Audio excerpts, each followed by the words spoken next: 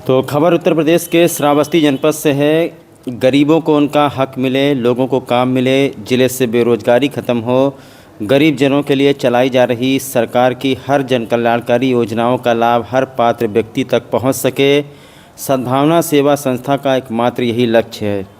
लेकिन जब प्रशासन की ओर से ढिलाई बरती जाती है, तब सद्भावना इनकी आवाज़ बन करके प्रशासन के दरवाजे पर पहुंचकर घंटी बजाने लगती है।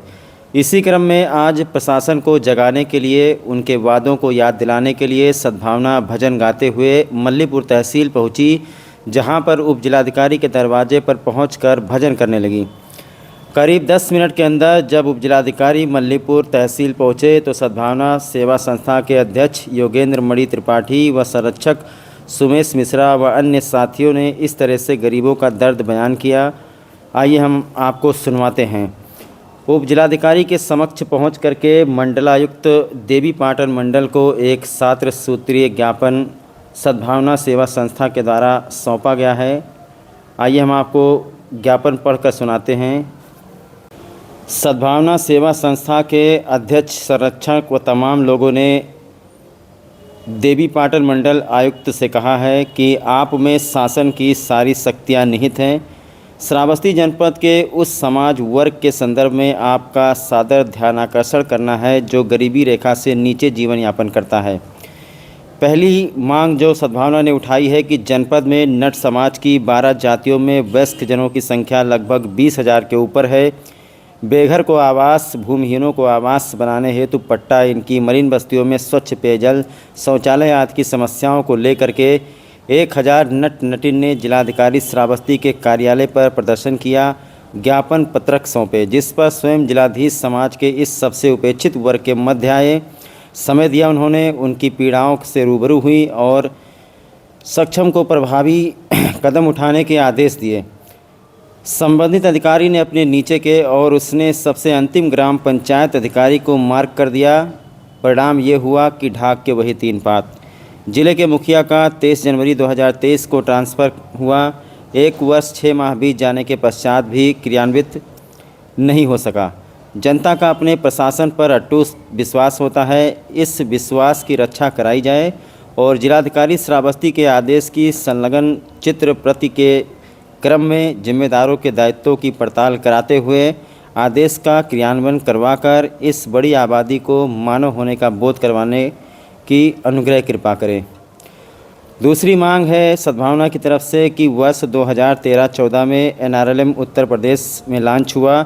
उस समय शासन ने ग्राम कैडर की महिलाओं के विभिन्न श्रेणियों हेतु 700 से रुपया 2000 तक मानदेय निर्धारित कर भुगतान सुनिश्चित किया। विनम्रता पूर्वक विनती है कि इस आकांक्षी जनपद के ग्राम कैडर की महिलाओं को, जिनके पास आय के अन्य साधन नहीं है, कल्पना किया जा सकता है कि 700 रुपये में वो कैसे गुजारा करती होंगी।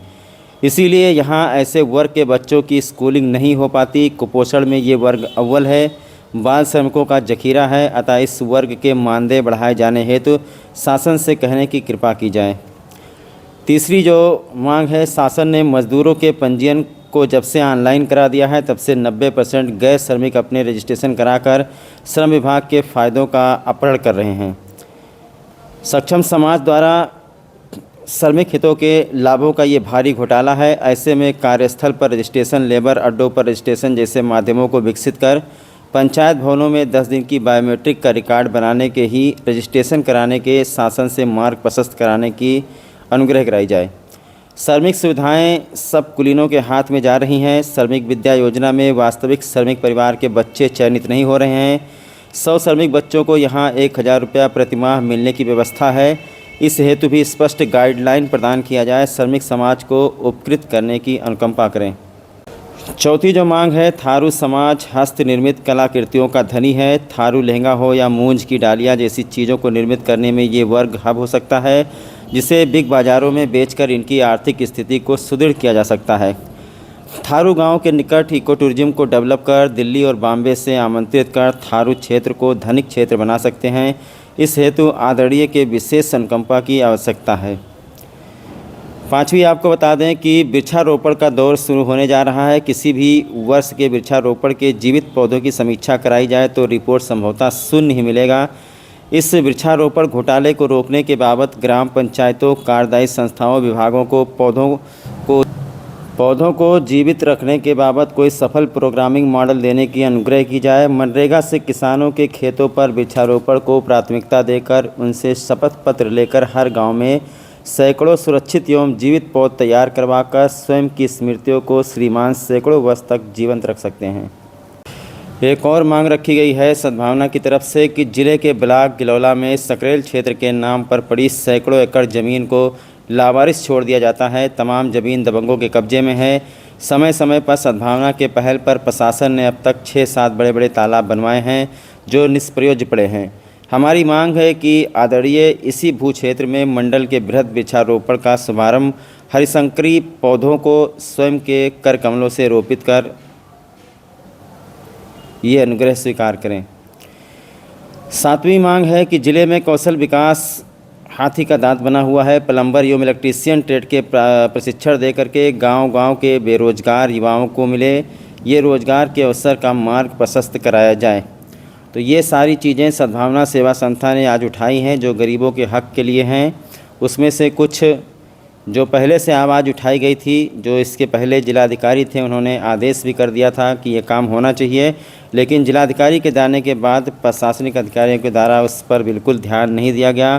तो ये सारी चीज़ें जो 7 सूत्रीय मांग हैं ये सद्भावना सेवा संस्था के अध्यक्ष योगेंद्र मणि त्रिपाठी ने 7 सूत्रीय ज्ञापन सौंपा है उप जिलाधिकारी के समक्ष मंडलायुक्त महोदय देवी पाटन मंडल को कि वो गरीबों की आवाज़ सुनेंगे। और जो बृहद वृक्षारोपण का कार्यक्रम जैसा कि आप लोग देख रहे हैं कितनी भयंकर गर्मी हो रही है और कहीं पर पेड़ की छांव आपको सड़क पर नहीं मिलेगी। तो इसके लिए सद्भावना ने मंडलायुक्त महोदय देवी पाटन मंडल को आमंत्रित किया है कि वो अपने हाथों से पहुंच करके एक भारी संख्या में लाखों करोड़ों पौधे यहाँ श्रावस्ती में लगवाएं, जिससे हमारा जो पर्यावरण है वो हरा भरा रहे और इस भयंकर गर्मी से निजात मिले।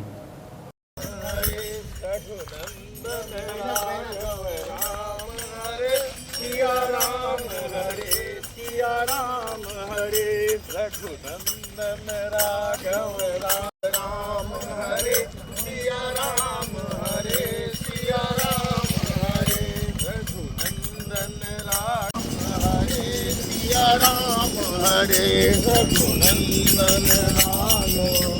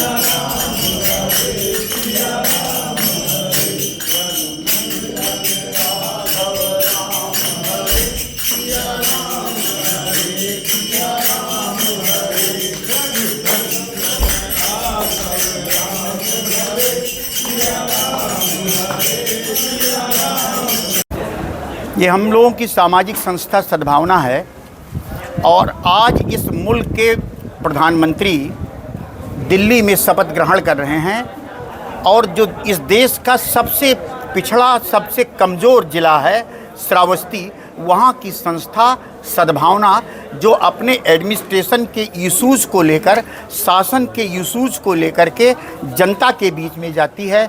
आज हम 7 सूत्री इस मांग के साथ भजन करते हुए यहाँ इकट्ठा हुए हैं और वो एसडीएम साहब को के समक्ष मंडलायुक्त को संबोधित एक 7 सूत्री ज्ञापन दिया गया है, जिसमें हम लोगों ने सरकार की जितनी कल्याणकारी योजनाएं हैं उनको उनके बीच में ले जाने के लिए बल दिए हैं जिनके लिए हुकूमत ने योजना बनाई है। आपने अपनी मांगों में एक बात कही कि इस वक्त बहुत ही भयंकर गर्मी हो रही है जी। आपने ये कहा कि हर ग्राम पंचायत स्तर पर कम से कम 50,000 पेड़ लगाए जाएं। जी, इसके बारे में थोड़ा और विस्तार से बताइए। इसमें हमने जो है एसडीएम के समक्ष या जिला प्रशासन के समक्ष हमने मंडलायुक्त को संबोधित ज्ञापन दिया है। हम सब का मानना है कि मंडलायुक्त में शासन निहित होता है। हमने ये कहना चाहा है कि अभी 6 दिन पहले की गर्मी ने सबको कपा करके रख दिया है। व्हाट्सएप यूनिवर्सिटियाँ पेड़ लगाने का अभियान चला रही थी और पेड़ लगाने का वक्त शुरू हो गया है। मंडलायुक्त से एक तो ये भी हमने निवेदन किया है कि उसकी शुरुआत सकरैल से आकर के श्रावस्ती से करें, और दूसरी बात निवेदन ये किया है कि पीछे के किन्हीं 3 सालों को आधार बना करके देखा जाए। जितने लाखों लाख पेड़ जिले में लगाए गए हैं, मौके पर 0 पेड़ पाए जाएंगे।